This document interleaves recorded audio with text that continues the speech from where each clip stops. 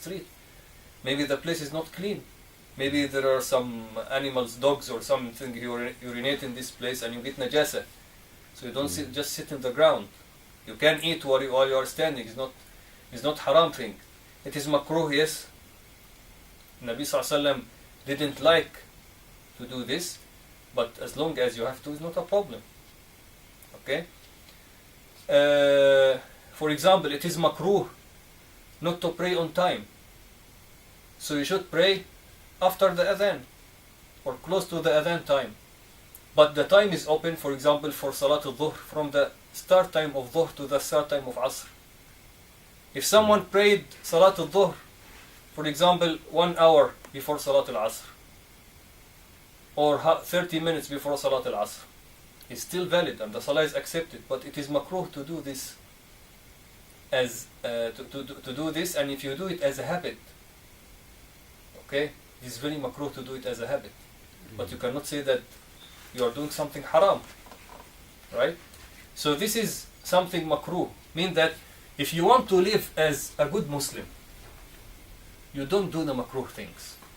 But if you do all of the makruh things, Nabi sallallahu alayhi wasallam said, and this also Nabi sallallahu alayhi wasallam said about the shubha, and we'll come to this.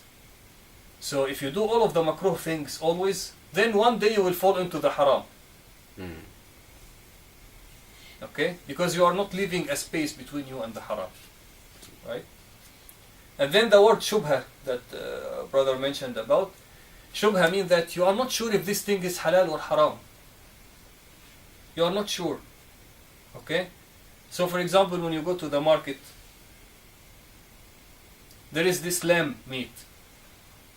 Right? So what they do here is that they give an electric shock to the lambs on the head, and then they say that the lamb doesn't die, and then it's slaughtered. Right? But when the brothers investigated about this, they found that the majority of the lambs, they don't die, but some lambs, they die. So this lamb that you are going to buy, it will be from the dead ones or not? It's more probable that it is not, but it may be, so it becomes shubha. But anyway, it's not, they don't say Bismillah, so, yes. So it's haram either way. Okay. No, it doesn't necessarily. No? Okay. Because we are allowed to eat the slaughtered things from the Jews and Christians. Okay? But the main thing is it's slaughtered before, or it is just slaughtered when it is dead. So this is something shubha. Then Nabi sallallahu alaihi wasallam said, فَمَنِ اتَّقَى الشُّبُهَاتِ, the one who avoid the shubuhat, فَقَدْ اسْتَبْرَأَ لِنَفْسِهِ وَدِينِهِ, he will be clean in his soul and in his deen. وَمَنْ وَقَعَ فِي الشُّبُهَاتِ, and the one who always do the shubha, take it, وَقَعَ فِي الْحَرَامِ, one day he will fall into the clear haram also. Yeah. So the makruh is not something that you are doubt about. You know that it is not haram for sure. Okay. But it is not something advised to do as a part routine of the Muslim manners. Okay. Okay?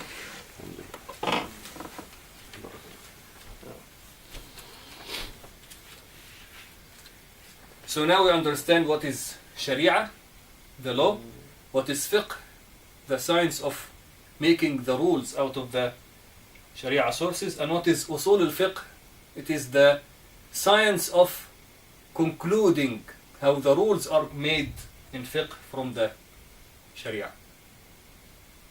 So to be alim, you have to study all of these things and understand it.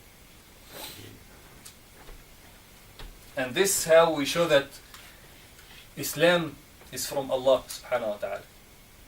Because Islam is not something that people believe and they do only in the church or the temple or the masjid.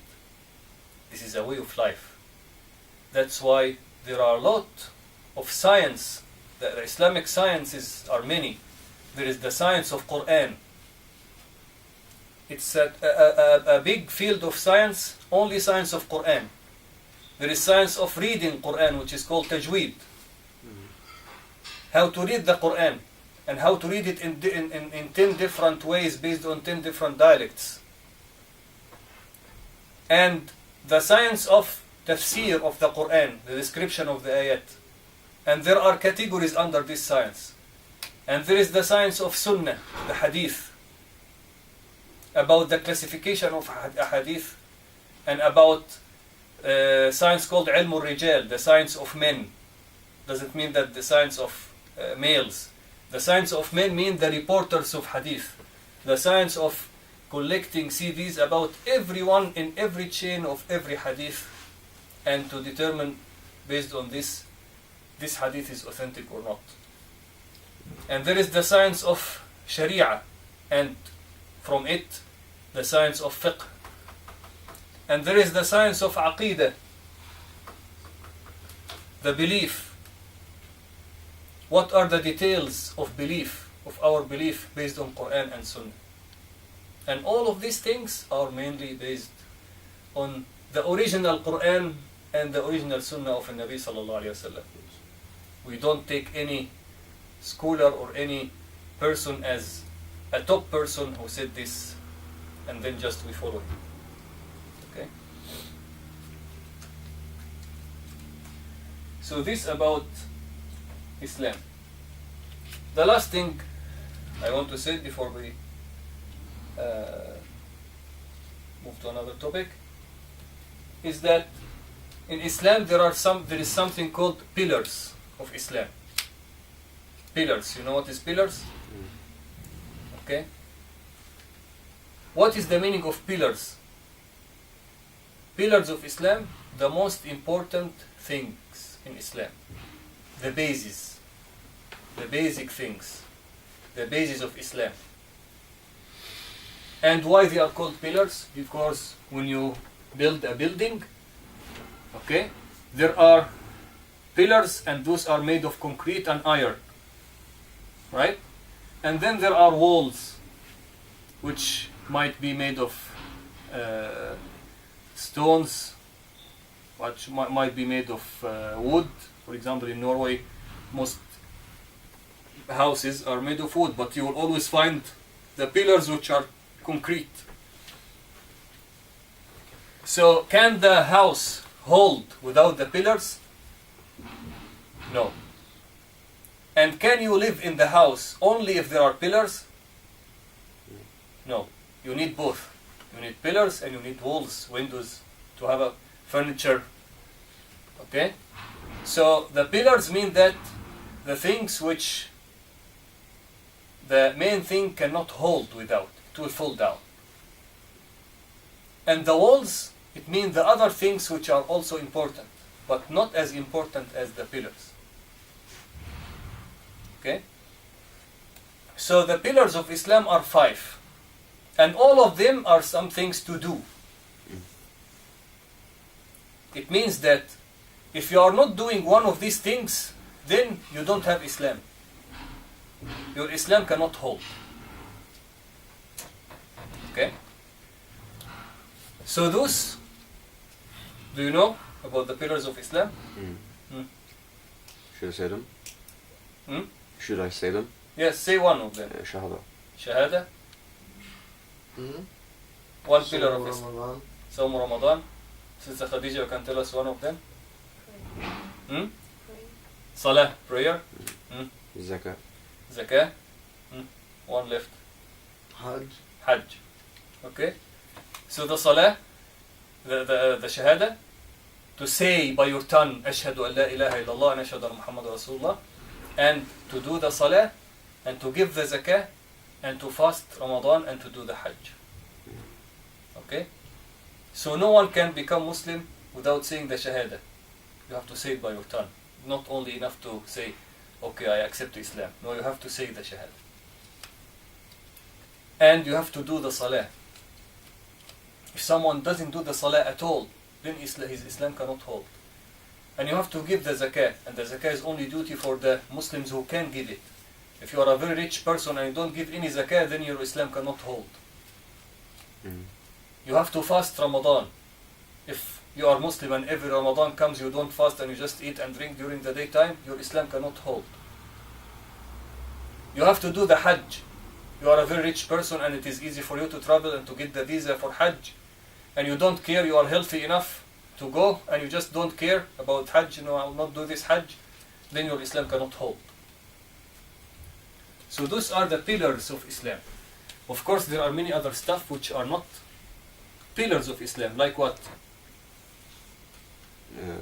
Some duties in Islam which are not of those 5. Fasting Monday and Thursday. This is not a duty. But I want something which is a duty, obligation. To be good with your parents. Yes, this is a duty. بر الوالدين. To obey your parents in anything they are telling you which is not haram. What else?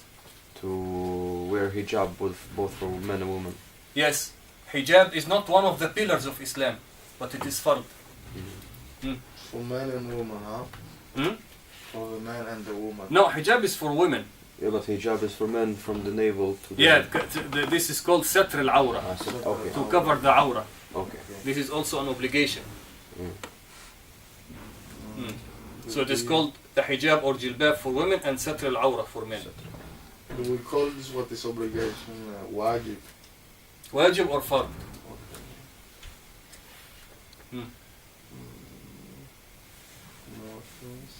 There is many. Yeah? To always eat with the right hand, or this is fard. Yes, this is fard. If your right hand is healthy, you are obligated to eat with it. This is fard. If But- you are but for- left-handed, Even if you are left-handed, when you are writing, you should train yourself to eat with the right hand. Only if there is something wrong. For But example, it's if you okay eat with to your eat- right hand, maybe you will not be able to hold the spoon or something. But if you are able to eat with the right hand, you should eat with it. But for example, if you go eat kebab or something, it's okay to hold with 2 hands? Yes, Yes, it's... but just to eat with the left hand is haram. Yeah. Sister Khadija, maybe you tell us one thing? One thing which is obligation and not from the pillars of Islam. In the daily life. Yeah, maybe in the daily life, whatever. I don't know. To just is application and obligated and not sunnah. Yes. Because sunnah there are a lot of stuff. Yeah. But the fard things are very few.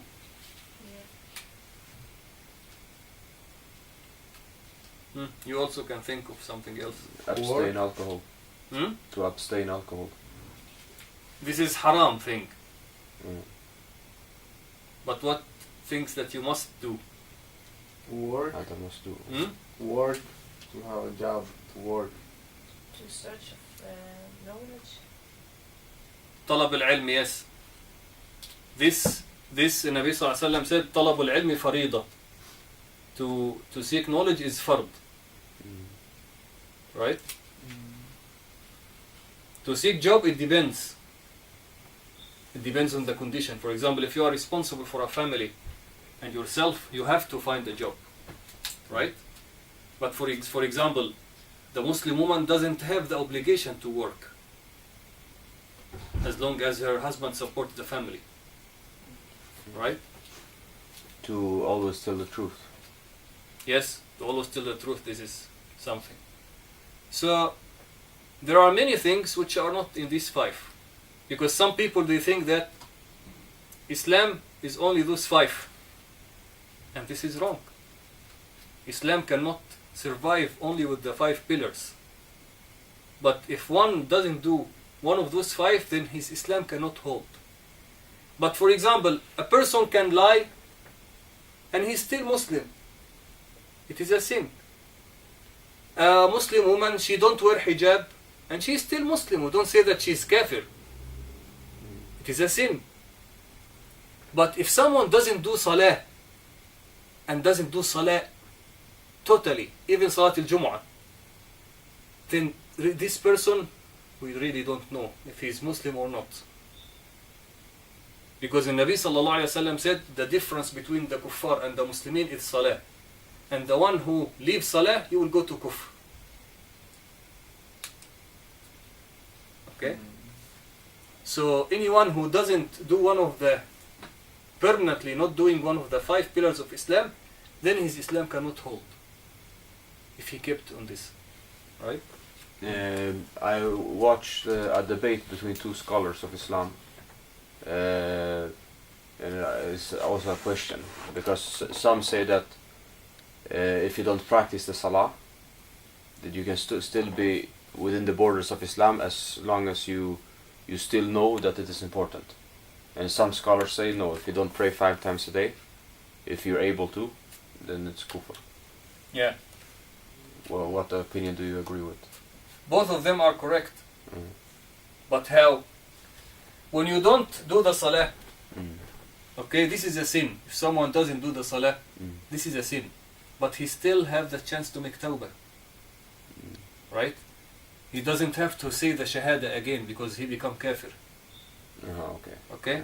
But if someone for years doesn't do any salah, Nabi sallallahu alaihi wasallam said the salah is the connection between you and Allah. So if you cut the connection, then within some years, this person will really become kafir. Because I have, for example, a friend. He doesn't do. He's born a Muslim. He's Palestinian. But as far as I know, he never prays. I mean, sometimes he goes to Jummah. This is the thing. But it's this like is the thing. Once every 5 so years. the thing the person who doesn't do salah at all. At all. This is the thing. Oh, okay. He doesn't do salah at all, and for a long time, his heart will step by step go to kufr. But for example, one person, he doesn't do salah because he's lazy. But sometimes he finds himself, okay, I'll go do Salat al-Jumu'ah today. If someone tell him, okay, we go to Salat, okay, let's go to Salat al-Jumu'ah. I cannot say that this person is kafir. So even if somebody other makes him do salah and he does it because of this person, he's still like... Yeah, because he still have the mentality that this thing is important. Okay. But if he doesn't do salah at all, like for example, one person, I told him, why we don't see you in the masjid? He said, I don't need to do salah. You people, you make salah because you want contact with Allah. You contact with Allah 5 times a day. I have 24 hours contact with Allah. I don't need this salah. I have direct contact. So this is how the shaitan can let someone think. So for example, he have stronger contact than what Rasulullah sallallahu alaihi wasallam had. Nabi sallallahu alaihi wasallam, he was doing the salah. So you are more close to Allah subhanahu wa ta'ala than him, so that you don't need to do the thing that he was doing. So this is how the shaitan take you to this path. Till my heart is clean. How do you know that your heart is clean? You are doing a lot of bad things and you don't do the fard things and you say my heart is clean. The shaitan convince him that his heart is clean. So he doesn't need to do any of these things. Okay? So this was about an introduction about the essentials of our deen and how it is divided between Islam and Iman. And in the next time we can mention about Iman and what is the definition of Iman, the pillars of Iman and the definition of these pillars, and how a person be classified as mu'min. And before we finish, we answer a question, how a person classified as Muslim. Okay? Is the Muslim is the person who follow everything in Islam? And if someone doesn't follow some things, then this person is not Muslim? No. It depends here on one important thing that we mentioned now, is that do you say and know that this thing is fard and it should be done or not? Then, if yes, you are Muslim. But if you do it, you are a good Muslim. And if you don't do it, you are a sinner, Muslim, but you are still Muslim. But for example, if someone say, the salah is not important, this person is not a Muslim. The zakah is not important, this person is not a Muslim. as long as he know that it is in Quran. Some Muslims say this hijab is a very savage thing. This person is not Muslim, because the definition of Muslim that you submit to Allah. So everything Allah subhanahu wa ta'ala say, you follow it. Not because the Muslims are doing it, but because Allah subhanahu wa ta'ala is telling you. People, they think that Islam is about Arabs. I don't like Arabs, so I will not dress like Arabs. This hijab is from Arabs. The Arabs, they were not wearing hijab at the time of Nabi sallallahu alaihi wasallam. The women, they were just covering their head and they showing their necks. No one, for example, wore niqab at the time of Nabi sallallahu alaihi wasallam for the kuffar. All of these are things that the Arabs started doing because Allah subhanahu wa ta'ala told them. And then the Islam spread by the Arabs to the others. And then some of the others, they were even better than the Arabs. The last Khilafah of the Muslims, they were not Arabs at all. They were Turkish. So, this is the main thing. If someone doesn't accept something from Quran and Sunnah and say, I'm not convinced that this thing is correct, then this person is not a Muslim. Yet, until he accepts all Islam. Because in Islam you cannot pick and choose. But whoever accepts everything, but some things he doesn't practice, this person is still a Muslim, but he's a sinner. Allah subhanahu wa ta'ala can forgive his sins or can punish him for his sins. And also one thing which can be also misunderstood. For example, some sisters, they come, for example, and they discuss with me that the hijab is not fard. Why it is not fard? It is not mentioned in Quran. Right? They don't know where it is mentioned in Quran. So I can say that this woman is not Muslim? No. Because she thinks that it is not fard because it's mentioned in Quran. So if you can convince her that it is mentioned in Quran, this is something else. But if one woman comes to me and say, I know that it is mentioned in the Quran and I think that it is also a bad thing, then this person is not Muslim. Because it's simple. Okay? Either you are Muslim or not. No one is being forced to be a Muslim and no one is being forced to be not. Allah subhanahu wa ta'ala said, وَقُلِ الْحَقُّ مِنْ رَبِّكُمْ. The truth is from your Lord. فَمَنْ شَاءَ فَلْيُؤْمِنْ. And the one who wants, he believes. وَمَنْ شَاءَ فَلْيَكْفُرْ. And the one who wants, doesn't want, he doesn't have to believe. But then, يوم القيامة إنا أعتدنا للظالمين نارا أحاط بهم سرادقها. In the day of judgment, there will be Jahannam for the ظالمين, the ones who don't follow the orders of Allah subhanahu wa ta'ala. Last,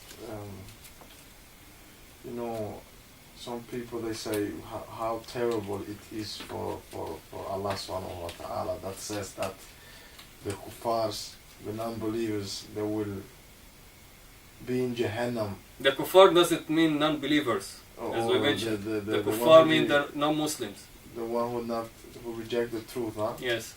Okay. So they will be in Jahannam forever, like internal. Internal, some people they come with this question: how can Allah subhanahu wa ta'ala be so merciful and He gonna let some people be in Jahannam for eternal? They will never come out. They will just burn there. But it's justice. Yeah. Allah subhanahu wa ta'ala said in Surah Hud.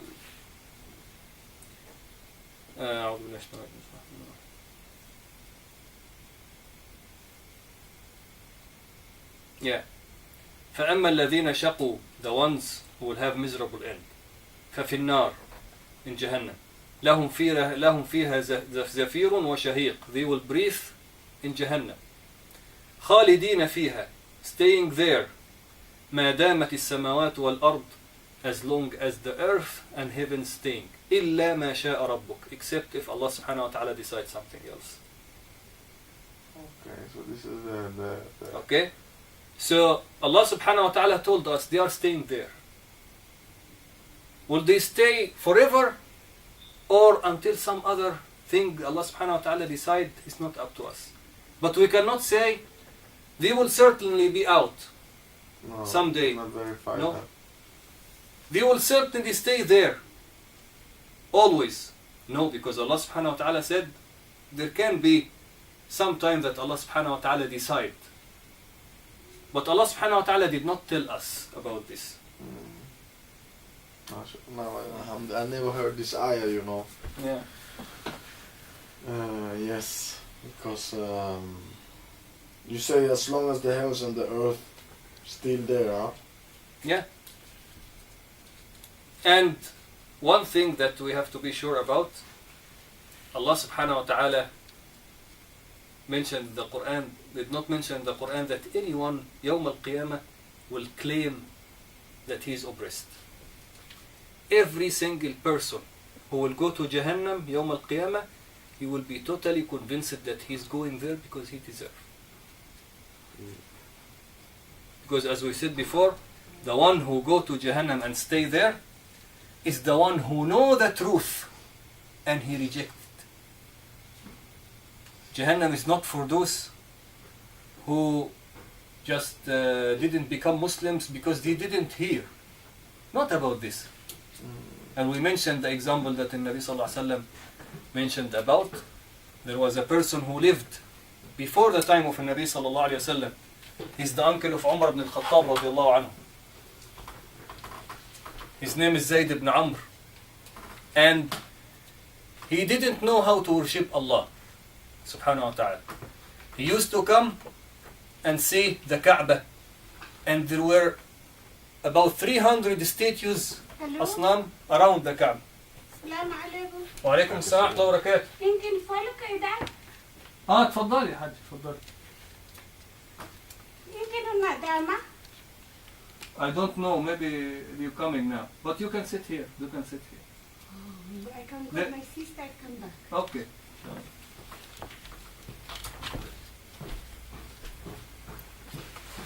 But you know, when you said So- that, this, subhanAllah. Yeah, just this- continue this story first. Okay. So he used to see 300 statues around Kaaba. And people coming and making sujood to the statue and bringing some lambs and slaughter them. And then no one eat this lamb, then they throw it away.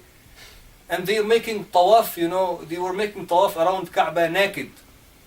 They were taking off everything. They just go naked. Why? Because they say that these clothes, we have committed sins in these clothes. So those clothes are not clean. So when we make tawaf, we are asking Allah to give us tawbah. So we do tawaf without our clothes. So they used to make tawaf like this, men and women looking at each other naked. So he used to come to the Kaaba and he saw and he knew that this is Baytullah, the house of Allah. And we don't say that the home of Allah. Because when you say home, this is where you live. Allah subhanahu wa ta'ala doesn't live in Kaaba. No one can contain Allah subhanahu wa ta'ala. But a person can have one house, two houses, three houses. Mean that this is his place. So this is the house of Allah.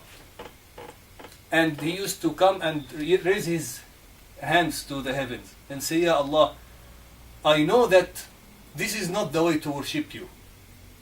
And if I know the correct way to worship you, I will do. But I don't know. And then he makes sujood at the front of the Kaaba. And he died before the time of the Nabi sallallahu alayhi wa sallam. He didn't become Muslim. And then when they asked the Nabi sallallahu alayhi wa sallam about Zayd ibn Amr, is he in Jannah or Jahannam? Nabi sallallahu alayhi wa sallam said, he is in Jannah and he will come Yawm al-Qiyamah as a whole ummah. Mean that he and the people like him. So anyone in the world, today or before, who never heard about Islam, but he did his best to know the truth and to know how to worship Allah subhanahu wa ta'ala in the correct way, but he died before he find it, then he will come with Zayd ibn Amr Yawm al-Qiyamah. This is before Isa alayhi salam or after Isa alayhi salam? After Isa alayhi salam. Isa alayhi salam used to make sujood, didn't it? Yes. But he didn't know about this. Didn't know about this. This person didn't know. Okay. Like when you find some people who are living in the world today, and despite all of the media and technology, they didn't hear about Islam, or they don't know what is Islam. Yeah. So Jahannam is for two type of people. The ones who know that Islam is correct and they refuse to follow it. And the ones who don't care to find about the truth. He is born like this, and when you talk to him about Islam, no, I don't care. I don't care. I don't care about religion. All religions are bad. There is no God. We are just coming from evolution. And he knows that it is stupid idea. How all of this creation come from random stuff, but he doesn't want to think about it because he doesn't want anyone to control his life. He just wants his life to be as he wants. Because if he will think about a belief, maybe he will find the right belief and then, okay, you are Muslim, you have to do salah, you have to do... No, he doesn't want anyone to control his life. But, So those who don't care for looking for the truth, or those who find the truth and reject it, those are the ones who are going to Jahannam. But not everyone. Allah subhanahu wa ta'ala doesn't do dhulm to everyone, to anyone. Allah subhanahu wa ta'ala said, وَلَا يَظْلِمُ رَبُّكَ أَحَدًا. Allah subhanahu wa ta'ala never do dhulm to anyone. الظلم is Oppression.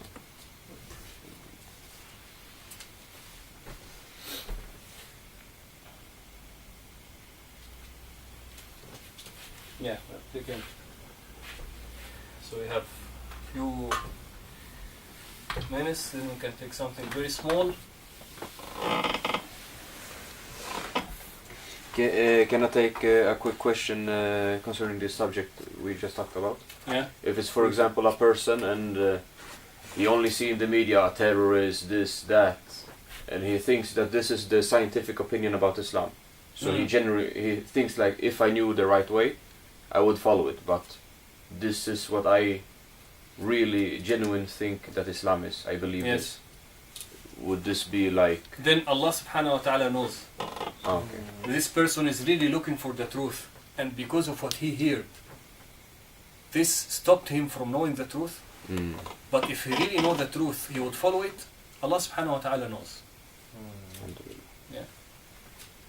So for example, we cannot say that some brothers, when someone, for example, become Muslim, you tell him that you have to admit that all of your family and your ancestors and everyone, those are in Jahannam.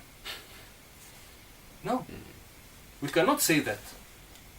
Only Allah subhanahu wa ta'ala is the one who decides. The one who go to Jahannam is the one who find the truth and reject it, or the one who doesn't care of finding the truth, or finding how to worship his creator and to thank his creator.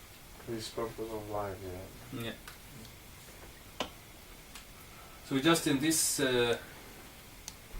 few minutes we can take, I was planning to take some Arabic letters here, but we can take maybe a few of them.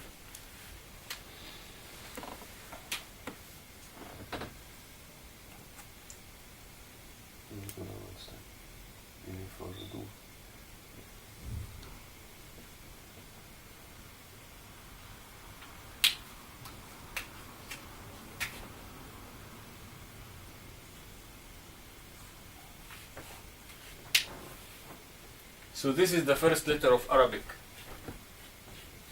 It's called Alif. Alif. No, not Alif. Alif. Alif. Yes. And this the second letter of Arabic is called Ba. Like in English, it's AB. Norwegian also, and Swedish is AB or something. Yeah. I'm not sure in your language it is. Be.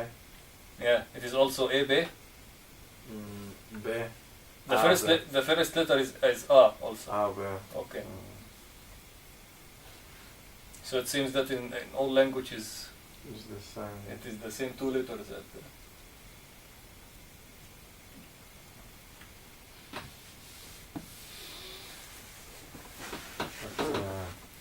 And here, this is called the letter Alif. But this letter is two pieces. This line and this called Hamza.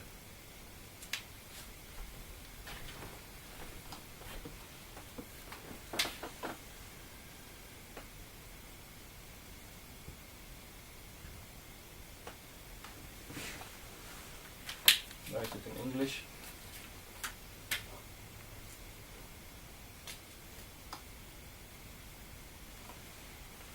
Hamza. This thing.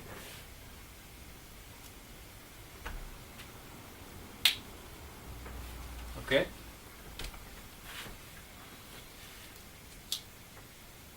What is the difference between this and this? This, if you want to make a long thing, want to say okay? So, for example, when you say in the Quran, what is the first word in Quran? Say Bismillah ar-Rahman ar-Rahim, right? When you say ar-Rahman, man, okay? Like when you say man in English, right?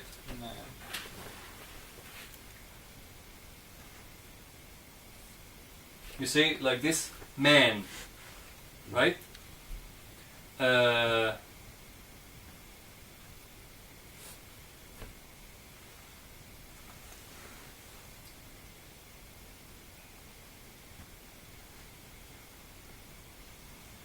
want to read something from the other example.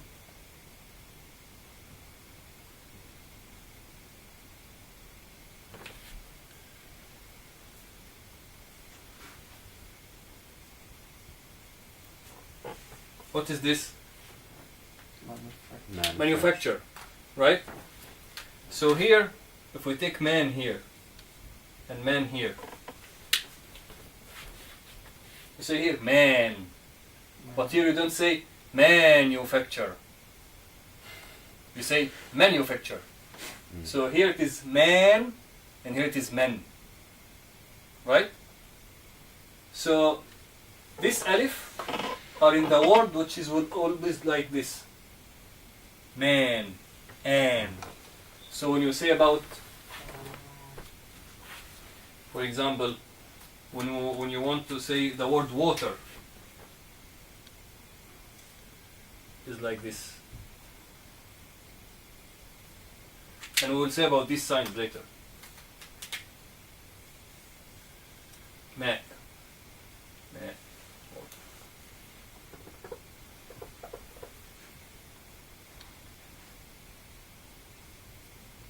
So you say ma. You don't say ma. Ma. So when you put this Hamza down when there, you put this alif without Hamza, no, this only, yeah, this word maybe is confusing. This, you say ma, and then what comes after the Hamza? It is a. So here, it means you say ma, ma. Okay. okay.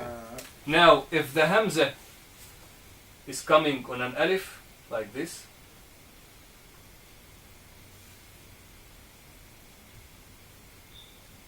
this is Ahmad. Ahmad. Okay? We don't say Ahmad because this one cuts. So the difference between this and this one is this one is okay? And there is one thing that you should know about Arabic in general. The tune of the letter, it doesn't require E or A or O or U after it, like in English. For example, in English, to say A, there must be A. To say E, must be E or I or IE. To say U, it must be O or U or OU, right? But in Arabic, maybe one letter, for example, the letter Ba, which is the next letter. If you have this, it is Ba. If you have this, it is B. If you have this, it is Bu. So the letter itself, without any other letters, can have different tunes. But you cannot say bo. This is the Fatha, Dhamma and Kisra. Sorry? Is this the Fatha, Dhamma and Kisra? Yes, Fatha and Dhamma and Kasra. Which one is this? This is Fatha. This is Dhamma. And this is Kasra. You cannot say bo, bo. You say boo. Or you cannot say bo. Bo, no, this is not Arabic. This is no Arabic. Like, Yeah. You cannot say. Because bo. in Arabic there is no levels of. You cannot say bo in Arabic. It has to be boo. Has to be bo. Yeah. Yeah, the sharpest one. Okay. I have one more question about alif. So there's, how can you just spell the different alifs you can use? You can use the one with this first one, and how does this read? This always it can be after any other letter. So you can have it just like this also. Yeah, for Without example, it can be ba. This is ba. You know what he means? Ba and then alif. Okay. For example, bab. Bab. Door. Okay, so if Ba. I just make example, if it's ba, and then if I put the hamza downstairs, ba, Yes. Ba. ba, Yes. and then if I put like this and the hamza upstairs, what is it then? Ba, Then it will be ba. ba. Ba. Okay. Right? If you want to say like this. Like this. No, without the one down. Ba. Ba, Ba. ba, Ba, Yes. and if I put it down, ba, Like this. yeah. Ba. Ba. Then Ba. they are three. Because when the hamza is put on the alif, then they are one. Okay. Right? So it's. And we will mention next time Mm. how the hamza is put and how the alif is comes. This is just a small introduction. If you put the alif first, if you put the alif first without the a, The alif first, the alif without any hamza, Yeah. it is can be ma, ba, No, with ta, depends on the letter that comes after it. so alif alone need to have a followed letter. No, it doesn't have to be to be followed with the letter, but there must be some letter before it. There must be. Yes, For example, the alif for it to cannot be say- pronounced. For example, instead of when you say Ahmed, like Ahmed, if you take off the hamza and if you only leave the alif, There is no word like this. there is Cannot no word be like this. No. No. Okay. But with ba, you can put it without the hamza. Yeah? Ba. Yes. Ba you can put without Yes, hamza. because ba is a letter that can be independent. The alif can be independent when it is like this, but it cannot be independent when it is like this. It has no meaning. Or you have to have another alif beside. No, another alif also doesn't help. It has to have one letter before it in order to be pronounced. So you're gonna have two alif. But if the word starts like no, there's no word like this. No, there is a word like this when you say there is also, you can say with the hamza, and you can say hamza and after it alif. So it is and then alif, then but the alif itself as just one line, this will not make any meaning.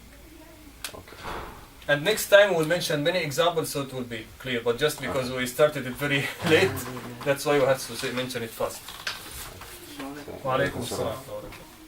So we have to go to Salat al-Dhuhr now, inshallah. What's the time now? It is 8:1, I think so. 1. What's that? 8:1. 8:1. Yeah. Okay. This clock is wrong. Hmm? The clock there is wrong. Oh, yes.